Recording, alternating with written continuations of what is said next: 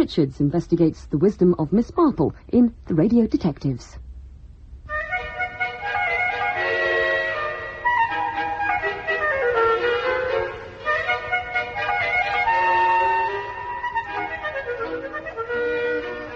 We present June Whitfield as Miss Marple in Agatha Christie's The Body in the Library. The delicate, refined and orderly music of Mozart's Clarinet Concerto, which introduces BBC Radio's dramatisations of Agatha Christie's Miss Marple stories. It perfectly reflects the world and the outlook of the canny village spinster who became Agatha Christie's own favourite among her fictional creations. It's given to very few writers to create two cult figures, let alone one, in the field of detective fiction. But Dame Agatha Christie achieved this with her much-loved characters Hercule Poirot and Miss Jane Marple.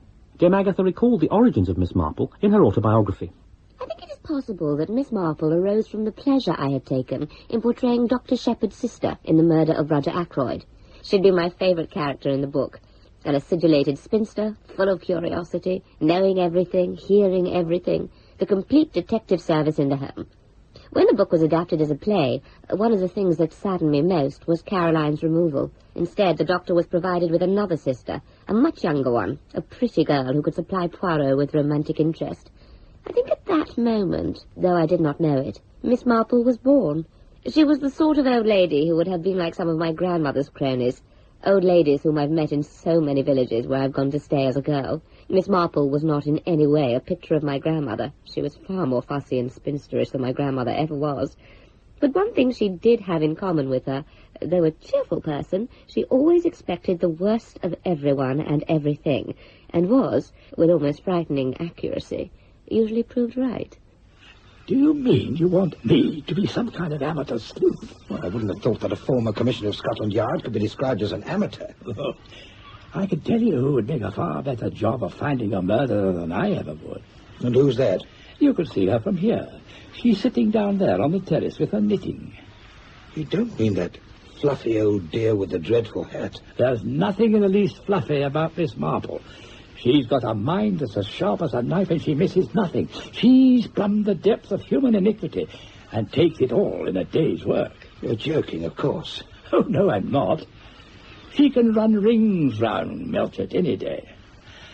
I think I might just have a little word with her. A female detective created by a female writer. Why have so many women been great detective story writers? Mary Cadogan is the co-author of The Lady Investigates, a study of female detectives. Some of the more recent ones are academics and professional women, very keen minds, the sort of mind that you would imagine might well be attracted to detection. But many of the early ones were totally home-based, as women were in those days. I suspect that they wrote partly as an antidote to their rather claustrophobic domesticity.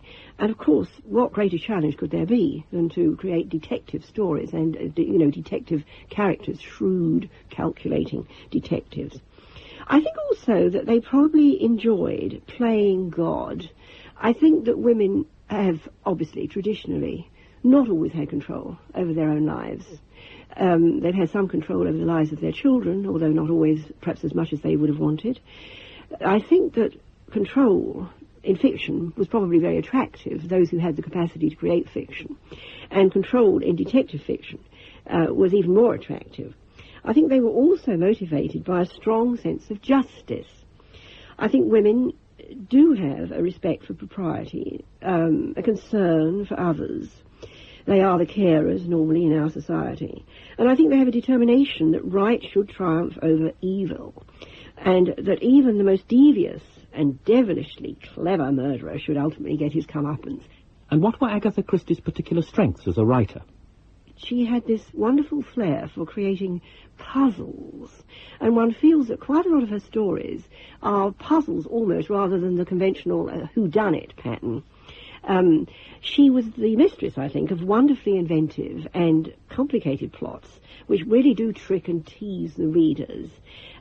She's a brilliant trailer of red herrings, But of course, combined with this, she has an extraordinary simplicity of narrative style. She is very, very easy to read. She has a keen ear for dialogue, and I think that's one of her fortes.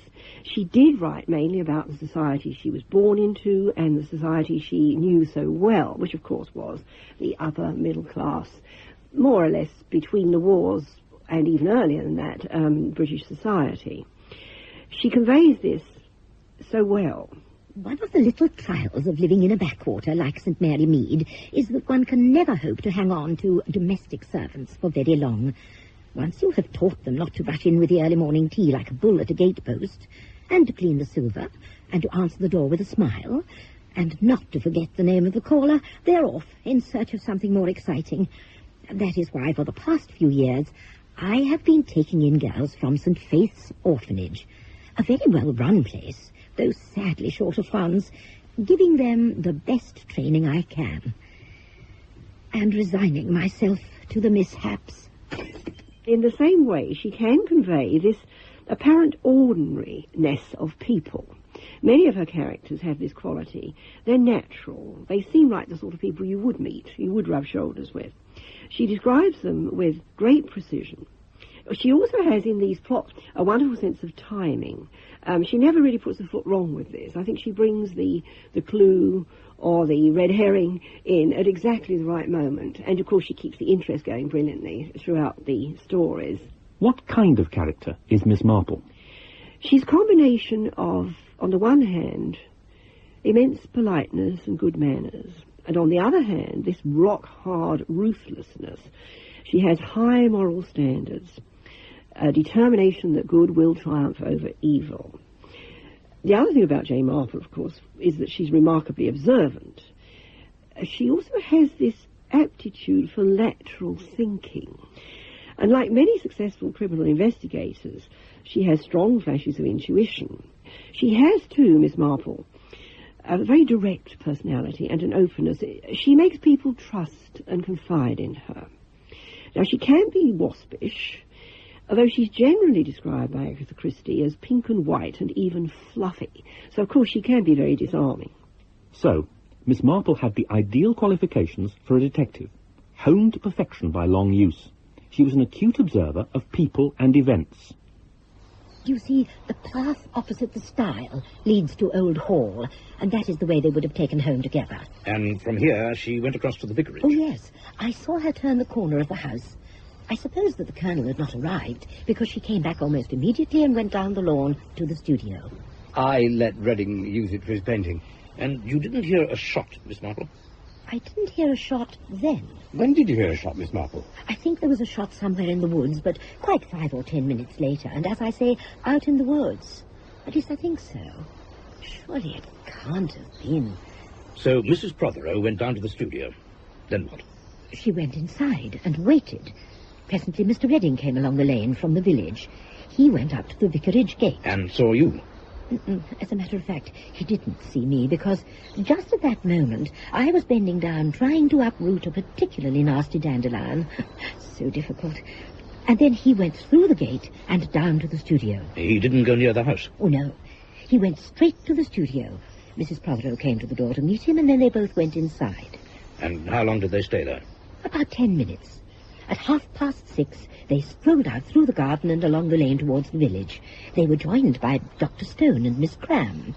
Well, I think it must have been Miss Cram, because her skirts were so short. She assembled detailed information by being an integral part of a gossip network. I wonder if there is anything between Redding and Lettice Prothero. It certainly looks like it. What do you think, Miss Marple? I shouldn't have said so myself. Quite another person, I should have said. Miss Marple, don't you think that we're all much too inclined to let our tongues run away with us? Charity thinketh no evil, you know. Now, inestimable harm may be done by foolish wagging of tongues in ill-natured gossip. Oh, dear Vicar, you are so unworldly. I'm afraid that after observing human nature for as long as I have done, one gets not to expect much from it. I dare say that idle tittle-tattle is very wrong and unkind, but it is so often true, is it not? She had a brilliant capacity for logical deduction. She employs this logic ruthlessly. It has been worrying me, you know, how to account for her nails.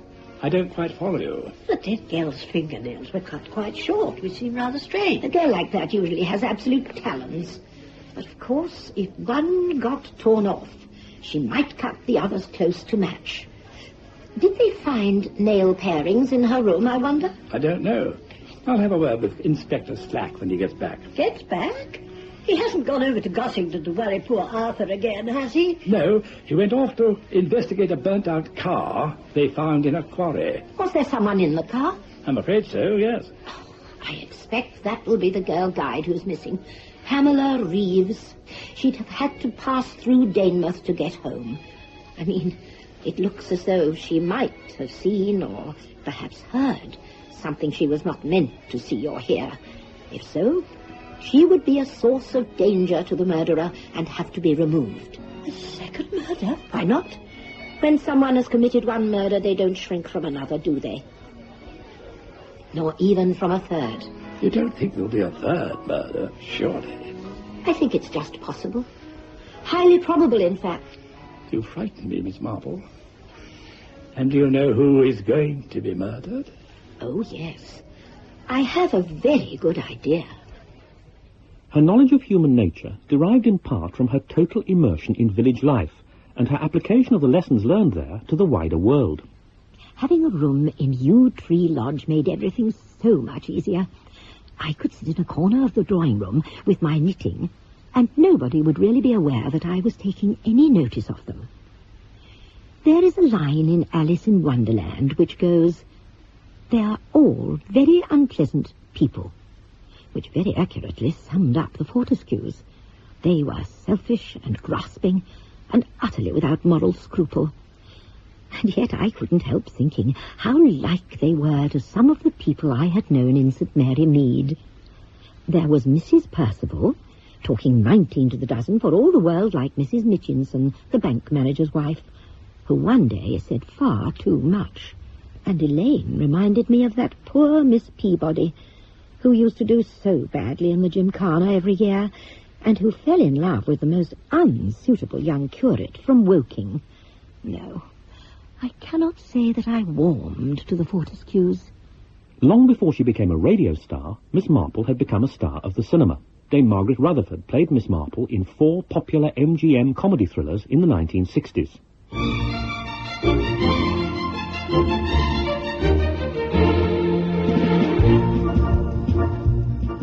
Now, I calculate the 5 o'clock express to Brackhampton overtook my train somewhere about there. But how can you be sure? Well, I remember the ticket collector saying 5 minutes to Brackhampton. Couldn't have been more than a minute after the murder he came in. So that makes it 6 minutes before Brackhampton. That's, say, 30 miles an hour. So, about there. But the body, Miss Marple? Well, it seems clear that was thrown from the train between here and Brackhampton. The police found nothing. Of course not. The murderer returned before the search and disposed of the body. By Jove, the police will certainly want to investigate now. Well, according to them, there is nothing to investigate. Oh, surely in the light of our theory, a fresh search. Certainly. But this time we will conduct our own. Eh? Yes, Mr. Stringer. I recommend a hearty breakfast tomorrow. You and I are going to take an early morning walk. Fans of Dame Margaret adored the films. Fans of Dame Agatha were less impressed. Radio producer Enid Williams. I know that Margaret Rutherford was not Agatha Christie's ideal Miss Marple, but I think that Margaret Rutherford was one of the greatest actresses this country has ever produced. And therefore I would watch Margaret Rutherford in absolutely anything at all, and with huge joy. And it didn't ever worry me that she didn't look like, even as a child, I knew Miss Marple should look like, or sound like her. I just think she was such a great and consummate actress. She got away with it. And in a curious fashion, she sort of turned her version of Miss Marple into her own. Then in the 1980s came the definitive visual representation of Miss Marple in the BBC television series starring Joan Hickson.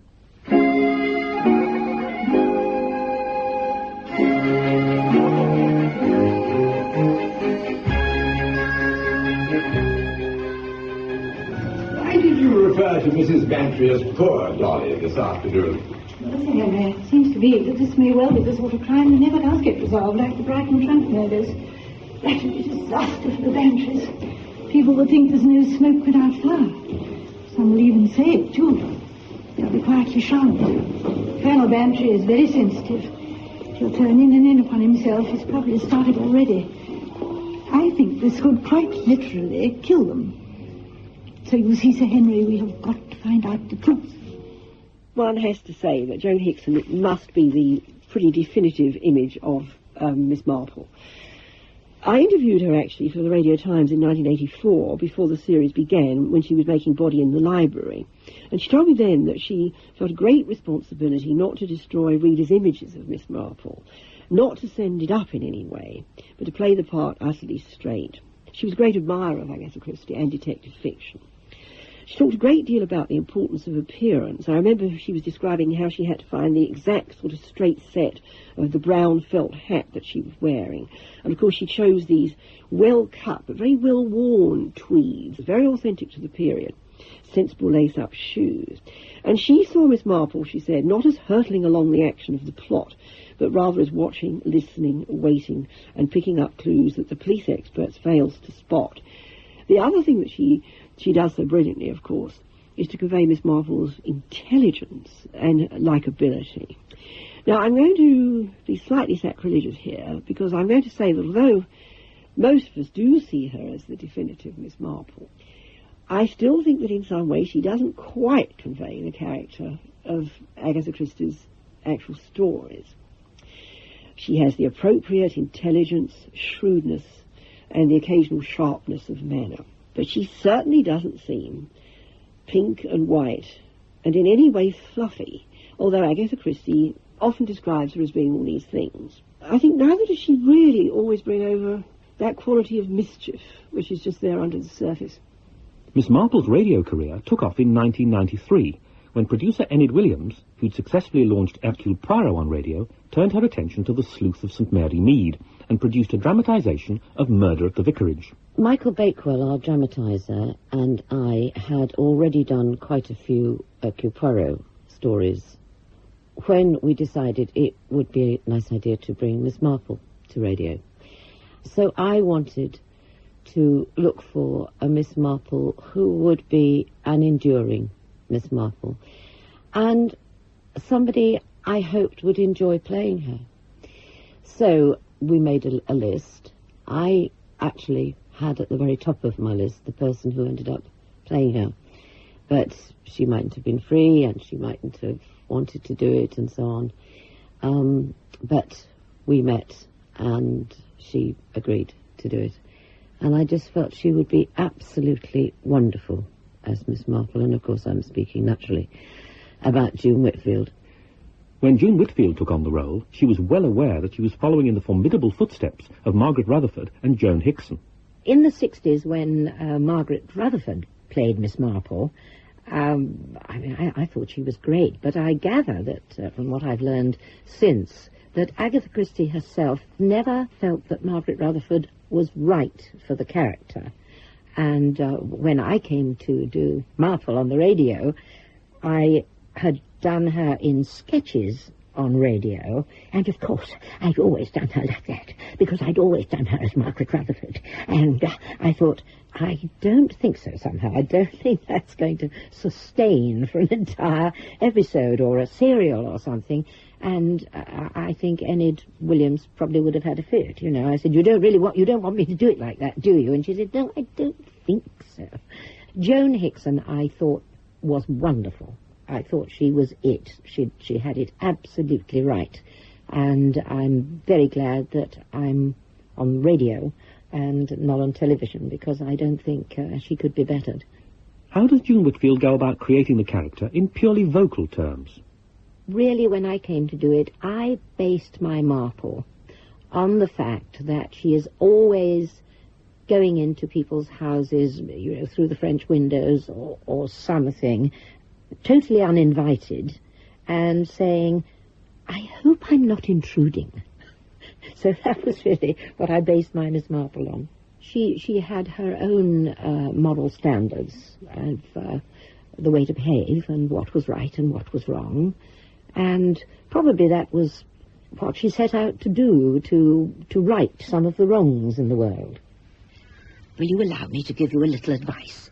It is most unwise of you to continue to use your maiden name in the village. What on earth do you mean? In a short time, you and your husband may need all the help you can get.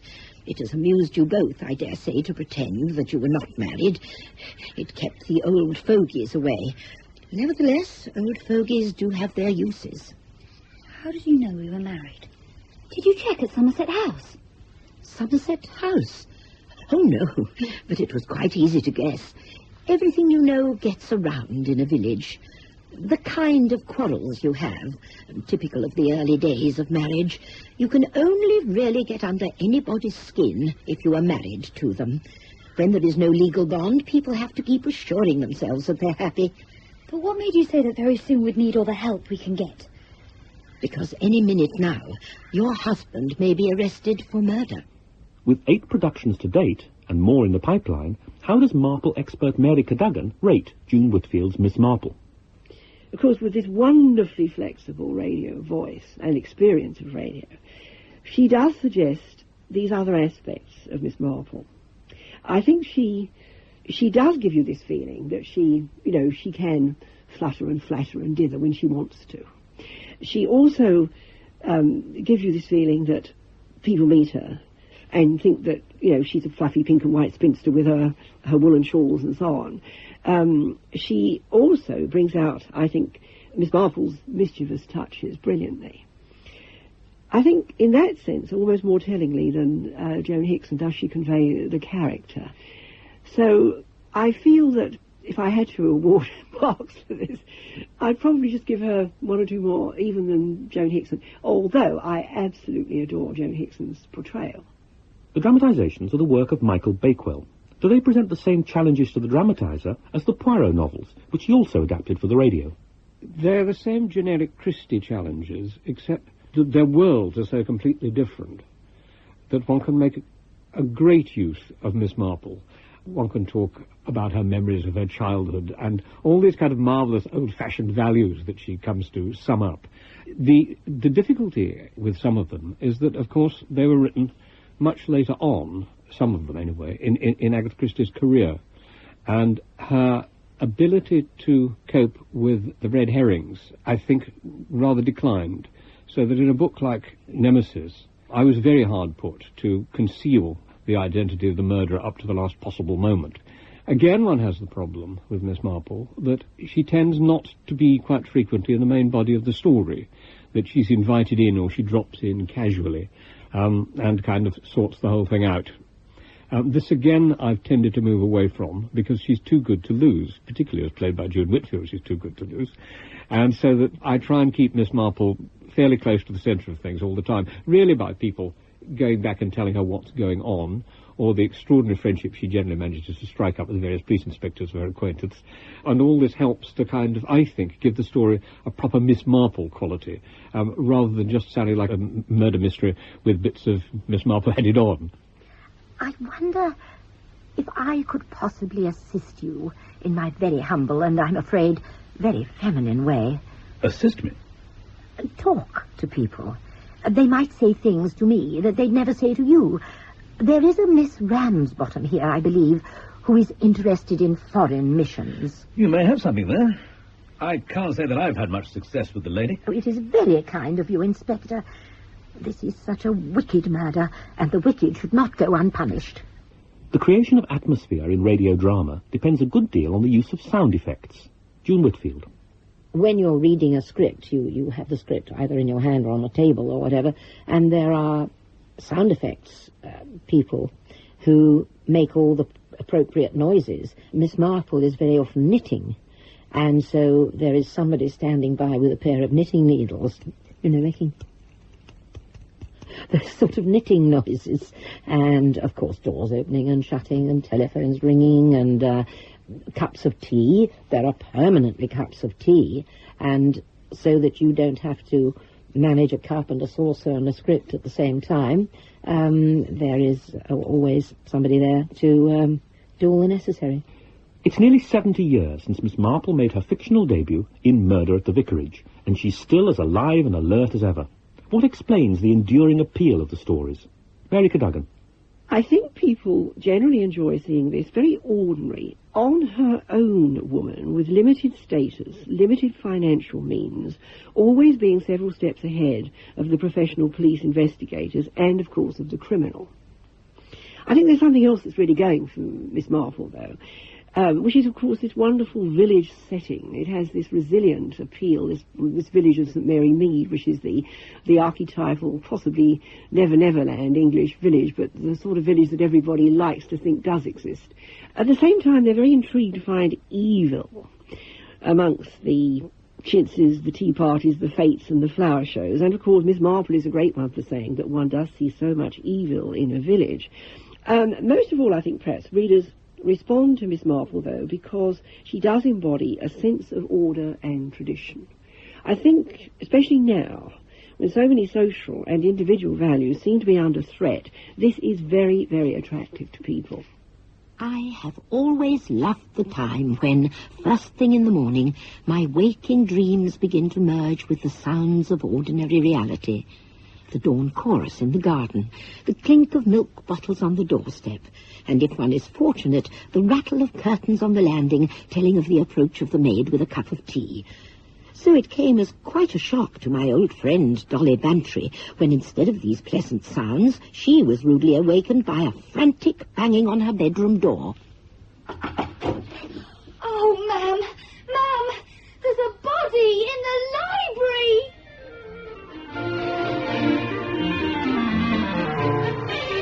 In Agatha Christie's The Body in the Library, Miss Marple was played by June Whitfield. Colonel Melchett, Richard Todd. Dolly Bantry, Pauline Jameson. Colonel Bantry, Jack Watling. The Body in the Library was dramatized for radio by Michael Bakewell and directed by Enid Williams.